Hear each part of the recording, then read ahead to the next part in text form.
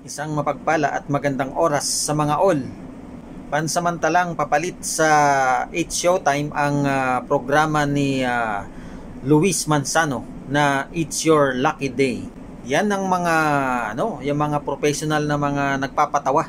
Si Luis Manzano ay talaga namang komedyante rin ito, no? At magaling itong mag-host. Pero kumbaga ang kanyang pag-host ay walang halong kabastusan. Kasama niya rito sila Melay Contiveros nga ba yun? At saka si Robby Domingo. Yun, mga magagaling ito eh. At may respeto pagka nag-host. At ito ay papalit muna sa programang It's Showtime na yun nga, suspended na for 12 days hanggang October 27. So babalik daw ito sa October 28. Sa totoo lang, wala namang kaso sa programa ng It's Showtime. Ang may problema lang talaga ang kanilang host na si Vice Ganda.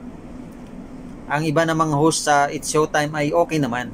Kaso lang nga sa dinadala ni Vice Ganda ang kanyang mga ginagawa sa mga comedy bar, yung mga biro niya doon sa mga pumupunta sa comedy bar ay nadadala niya sa live television, kaya nagkakaganyan. Kaya kung sakasakali man ay maganda sana yan kung ituloy-tuloy na ni Mr. Luis Manzano ang kanyang programa. At kahit sa It's Showtime, kung siya rin ang hahawak niyan ay mas maganda siguro.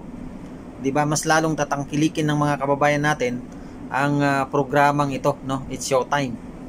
Yun lang naman ang naging issue doon, yung mga hindi kanais-nais na mga salita na binibitawan ni Vice Ganda.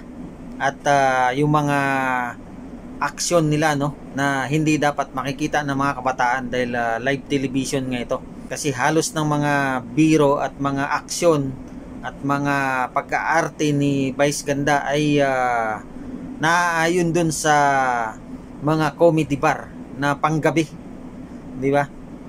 So ito kasing It's Showtime ay napapanood nito ng lahat, mapabata, matanda.